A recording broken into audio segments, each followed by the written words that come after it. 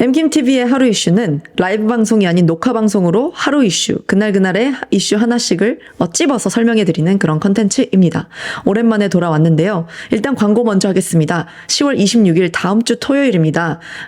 조지아주 아틀란타에서 빌드업 아틀란타, 저희 빌드업 코리아가 직접 주최하고 주관하는 그런 행사를 진행하게 되었습니다.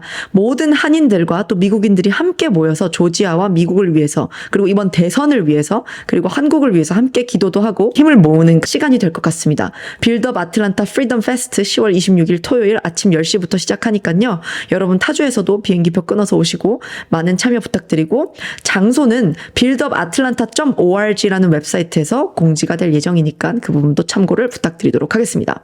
자, 오늘의 하루 이슈로 돌아가겠습니다.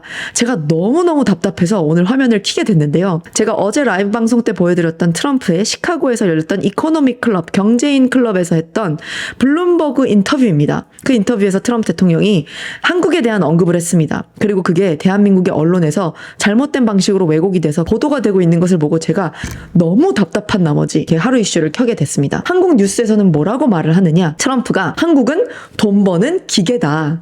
방위비 재협상 요구. 트럼프 관세 위협으로 미성장 주도 한국은 돈 버는 기계다라는 발언을 했다라고 얘기를 하고 있고요. 또 밑으로 보면은 트럼프 한국의 방위비 분담금 폭탄 예고 연간 13조 원 받아내겠다? 트럼프 한국은 돈 버는 기계인데 분담금 쥐꼬리만큼 낸다. 일리는 있지만 아무튼 이런 식의 기사가 있었어요. 그래서 제가 오늘은요, 이게 정말 어떤 맥락에서 트럼프 대통령이 이런 말을 했는가, 아니면 진짜 이렇게 한국 언론사에서 보도하는 대로 트럼프 대통령이 이야기를 했는가에 대한 팩트체크 겸 간단한 해석 번역을 그리고 해설을 드리도록 하겠습니다. 일단 먼저 제가 직접 번역한 영상을 보시면서 트럼프 대통령이 이제 돈 버는 기계라고 한국 언론사들은 해석을 했는데 전혀 그런 의미가 아닙니다. 영어는 단어에 따라 뉘앙스가 다르고요. 그 톤이 다른데 money machine이라고 표현을 했던 거는 돈 버는 기계가 아니라 돈을 잘 버는 나라라는 긍정적인 표현을 하려고 했던 것입니다. 물론 이 대화 내용 자체와 문맥이 긍정적이지 않을 수는 있습니다. 왜냐하면 나토 국가가 계속해서 무임승차하면서 미국을 의존해 왔던 것에 대해서 미국이 어떻게 불공정함을 느꼈는지에 대한 내용을 트럼프 대통령이 설명을 하면서 이제 대한민국의 방위비에 대해서도 얘기를 하는 것이기 때문에 굉장히 좀 힘든 톤으로 얘기를 하는 건 맞지만, 딱히 한국이 13조 원을 내야 된다? 한국이 돈 버는 기계이기 때문에 돈을 내야 된다? 라는 식으로 얘기를 한 것은 아닙니다. 그래서 제가 그것을 증명시켜 드리기 위해서 영상을 가져왔고요. 여러분들이 시청하시고 직접 판단을 하시면 되겠습니다. 일단 영상부터 같이 시청하시도록 하겠습니다. If I'm friendly with people, if I have a relationship with people, that's a good thing, not a bad thing in terms of a country. He's got 2,000 nuclear weapons, and so do we. China has a lot less, but they'll catch us within 5 years. That sounds But I can tell you what, Russia has never had a president that they respect so much, but more importantly, or less importantly, I guess, I went into Russia, and people said, oh, he likes Putin, and Putin likes him. Let me tell you, the first thing I did was terminated Nord Stream 2. Nobody ever heard of Nord Stream 2. It's a pipeline from Russia to Germany and all over Europe. I said, wait a minute, to NATO. I said, so let's get this straight. My first meeting, I said, so Putin's building the biggest pipeline in the world. He's going to Germany, but all over Europe. And you're paying him billions of dollars a year, billions of dollars a month. Germany's paying billions of dollars a month. And we're supposed to protect you against the guy that you're paying all this money to. So is there something wrong with my thinking? So he's building a pipeline to Germany, and we're spending, and by the way, until I got there, we were spending almost 100% for NATO because we had all these delinquent countries they weren't paying. When I got there, I said, you know what?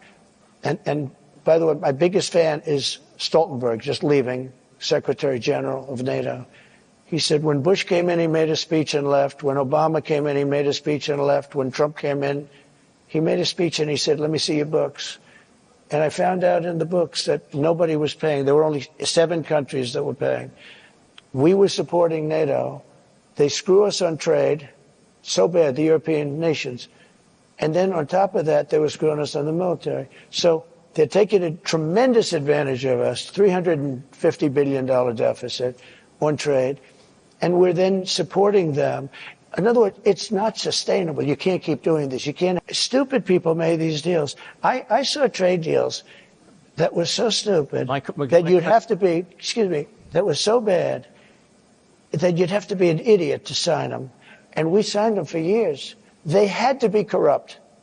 They had to be corrupt. To make those deals, they had to be corrupt because there is no way a rational human being, I always say either corrupt or extremely stupid, because there's no way a rational human being would ever sign the trade deals that this country signed.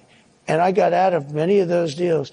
I told South Korea, I'm sorry, you're going to have to pay for your military. We have 40,000 troops over there. You're going to have to pay. You become a very wealthy country. Just to finish, you become a very wealthy. They said, no, we will not pay. We will not. We haven't paid since the Korean War. I said, no, you got to pay. I said, would $5 billion a year to start off with? No, they went crazy. They agreed to $2. I got $2 billion for nothing. And I said, here's what we're going to do. They said, we can't agree to this because we have to go through Parliament. They have the Parliament or whatever their legislature is. I said, that's okay. I fully understand that. Make it $2 billion. But next year I'm going to talk to you again. And I was going to make it $5 billion. And they knew it was coming. The happiest people to see that it was Biden instead of Trump with them, South Korea. You know what they did? They cut off the deal that I made where they were paying us. They backed to nothing because they went back to Biden and they gave it to him for nothing. They were willing to pay. We have 40,000 troops in harm's way. Very serious because you have North Korea is a very serious power. They have tremendous nuclear power. And I said to South Korea, you got to pay. And they agreed to do it. And Biden then cut it back, and it's a shame. And I could tell you 50 deals. And if I were there now, they'd be paying us $10 billion a year. And you know what? They'd be happy to do it. It's a money machine, South Korea. You're going to mention Taiwan. You wanted to mention Taiwan. You mentioned Taiwan. You said you would defend them. 여러분들이 방송을 들으셨죠? 방금 전에 번역을 들으셨다시피 트럼프 대통령이 했던 모든 말은 한국 사람들이 어떻게 받아들이냐에 따라서 해석할 수 있는 여지가 굉장히 많이 달라지곤 합니다. 이게 영어이기 때문에 그리고 영어를 한국말로 번역하는 것이기 때문에 누가 어떻게 번역하느냐에 따라서 이 상황이 달라질 수 있다는 거죠. 대한민국의 언론에서는 트럼프가 했던 머니머신이라는 단어를 돈을 잘 버는 기계다라고 얘기를 하면서 굉장히 트럼프가 한국을 무시하거나 깔본 것처럼 부정적으로 얘기한 것처럼 이제 얘기를 했습니다. 당연히 돈을 내야 되는 돈을 버는 기계이다 이렇게 묘사를 한 것처럼 전 느껴졌습니다. 대한민국 언론이요. 그런데 트럼프의 말을 이해하기 위해서는 사실은 문화적인 차이도 우리가 생각을 해야 된다는 겁니다. 예를 들어서 우리나라에서의 겸손과 존중에 대해서 얘기를 한다면 우리나라 사람들이 대화를 할 때는요. 아, 당신 참 돈을 잘 버시네요. 이렇게 물어보면 받는 사람이 겸손하게 대답을 하기 위해서 아유, 아닙니다. 제가 무슨 돈을 잘 법니까? 이렇게 낮추면서 얘기를 해야 겸손이고 또 상대방을 존중하는 반응이라고 생각을 하는데 미국 같은 경우는 문화적으로 당신 돈을 정말 잘 버네요. 그러면 감사해요. 나 돈 잘 벌어요. 이렇게 받아치는 게 사실은 진짜 겸손이라고 여겨지고 그것이 높은 자존감으로서 받아들여진다라는 것입니다. 그렇기 때문에 트럼프의 말을 해석할 때는 너무 그것을 이렇게 문자 그대로 돈을 버는 기계라고 해석할 게 아니라 사실은 이 뉘앙스는 한국은 돈을 잘 버는 나라잖아요 라는 긍정적인 자존감을 높여주는 표현이었던 겁니다. 물론 트럼프가 이야기하는 이 맥락 자체가 나토 국가부터 시작해서 무임승차에 대해서 이야기를 하고 있는 것이기 때문에 긍정적이지 않은 얘기를 했습니다. 부정적인 톤으로 얘기를 했지만 단지 한국이라는 나라가 너무 미워서 한국이 돈을 내야 되기 때문에 막 이런 식으로 얘기를 한 건 아니라는 거예요.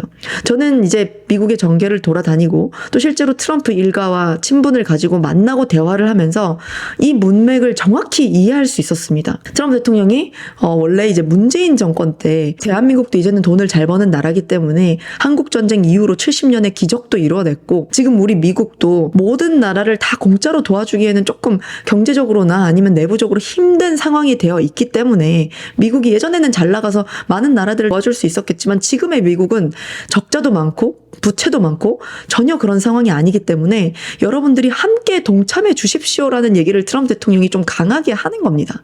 왜냐하면 지금까지 역대 대통령 여기 인터뷰에서도 나오지만 오바마나 부시 대통령 때까지만 해도 사실은 미국이 전 세계를 공짜로 아무런 조건 없이 도와주는 것을 너무나도 당연스럽게 생각하고 도와준 것이 맞아요. 그렇기 때문에 유럽에 있는 수많은 나토 국가들에서 이제 이 미국을 의존한 나머지 제대로 된 비용을 내지 않고 이 나토라는 게 운영이 되어 왔기 때문에 지금 미국의 입장에서는 트럼프가 보기에는 비즈니스맨의 입장에서 보기에는 너무나도 이게 수지가 맞지 않는 것입니다. 그렇기 때문에 이거는 나라가 운영되는 것은 기업이 운영되는 것과 어떻게 보면 유사한 부분이 있고 물론 외교적인 측면에서 우리가 동맹국과 챙겨줘야 될 나라들도 분명히 있지만 그것을 한다고 할지라도 지속 가능해야 될 터인데 지금 미국의 상황을 보니 우리 미국의 상황도 너무너무 horrible하다. 너무너무 안 좋은 상황에 미국이 처해 있다. 그러니까 우리도 다른 나라를 돕겠지만 도울 수 있는 이제 좀 부유한 상황이 되는 국가들끼리 모여서 함께 힘을 합쳐보자. 그래야 우리가 러시아든 뭐 중국이든 테러 국가든 함께 힘을 합쳐서 싸울 수 있지 않겠냐라는 얘기를 트럼프 대통령이 하고 있는 것입니다. 여러분들이 이 뉴스를 보실 때는요, 사실은 감정을 배제하고 팩트만을 보셔야 됩니다. 다른 미디어나 어디서 트럼프가 나쁘다, 뭐 누가 좋다 이렇게 말한다고 해서 그 내러티브에 빠질 것이 아니라 여러분들은 똑똑한 분들이시잖아요. 특히나 이 방송을 보시는 분들이라면 최소한 이 트럼프의 말에 대해서 관심을 가지고 있기 때문에 이 방송을 보시는 거라고 저는 생각이 듭니다. 그런 똑똑한 여러분들께서는 이런 다양한 배경과 또 이 언어적인 배경, 문화적인 배경, 그리고 우리는 한국이라는 한반도에 이렇게 살고 있는 사람들일 수도 있지만 미국이라는 그 큰 입장에서 사실은 여러분들이 어떤 기업이나 단체를 운영한다고 했을 때 대표의 입장과 한 부서를 맡고 있는 부서장의 입장은 천차만별 정말 다릅니다. 대표는 전체적인 그림을 생각해야 되고요. 한 부서장은 그 부서가 잘 되게끔 생각해야 되기 때문에 때로는 대표랑 부딪힐 때도 있겠고 굉장히 생각의 차이가 있을 수 있습니다. 하지만 우리는 지금 이 전 세계가 돌아가는 외교의 현장을 볼 때요. 단순히 감정적으로 트럼프가 나쁜 사람인 것처럼 보여진다고 해서 아니면 언론이 트럼프가 나쁘다고 얘기를 해서 나쁘다고 생각하고 나아갈 때가 아닙니다. 지금은 객관적으로 이 상황을 바라보고 대한민국 정부든 기업이든 그 어떤 영역에 있는 분들이든 간에 이것을 객관적으로 판단할 줄 알아야 한다는 겁니다. 지금 트럼프 대통령은 대한민국에게 130억 달러를 내게 했을 것이다. 자기가 지금 대통령이었다면 이라고 발언한 건 사실입니다. 하지만 여러분들 트럼프 대통령은요. 처음에 50억 달러를 원하다가도 20억 달러만이라도 그 상황이 어려우면 성의를 보여달라라고 표현을 했던 것처럼 그리고 그것만으로도 만족한 사람입니다. 중심을 보는 사람이라는 겁니다. 아르헨티나 대통령이나 엘살바도르 대통령이 트럼프 대통령의 그 마가 정책을 본인들의 나라에 적용시켰습니다. 그리고 그 모습을 보고 트럼프 대통령과 트럼프의 일가가 감동을 하고 그 나라들을 굉장히 높게 사고 있습니다. 높게 산다는 말은 뭐냐면요. 어떤 협상을 할 때 그 나라에 최대한 맞춰줄 수 있는 그 가능성과 여지가 올라간다는 뜻입니다. 사실 외교 관계는 단순히 형식적인 관계가 아니라요. 기존의 정치인 오바마 대통령, 부시 대통령 이런 바이든이나 기득권 정치인들의 입장에서는 그냥 형식적인 정치였을지 모르지만 만약에 트럼프가 지금 굉장히 우세한 흐름으로 가고 있는데 대통령이 다시 되게 된다면 절대로 정치적인 접근을 하지 않습니다. 트럼프는 인간적인 관계를 먼저 우선시하는 사람이고 만약에 그 인간적인 관계에서 트럼프 대통령과 예를 들어서 우리나라의 현재 윤 대통령이 잘 협상을 하고 트럼프의 가치에 동의하고 트럼프도 우리나라의 상황을 잘 인지할 수 있다면 방위비 더 많이 내지 않아도 될 수도 있습니다.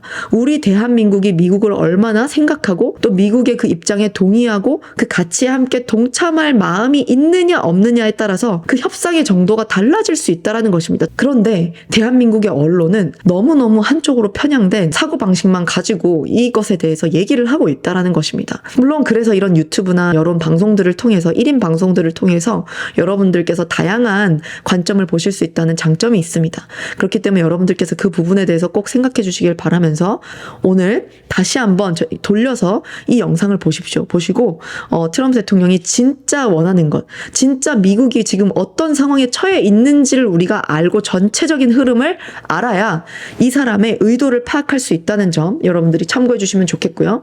저의 의견에 동의하지 않으시더라도 최소한 이런 의견도 있다라는 것을 인지하시고 여러분들이 양쪽에서 같이 판단하시길 바라겠습니다. 오늘의 방송은 여기까지 하도록 하겠습니다. 오늘의 방송이 좋으셨고 앞으로 영상도 기대되신다면 구독과 좋아요 그리고 알람 설정까지 부탁드리겠습니다. 오늘도 MKMTV 하루 이슈 시청해주신 여러분들 감사드리면서 미국 대선 특별 시리즈로 앞으로 계속해서 찾아뵙도록 하겠습니다. 빌드업 아틀란타 프리덤 페스트 10월 26일 여러분들의 많은 참여 부탁드립니다. 안녕히 계세요.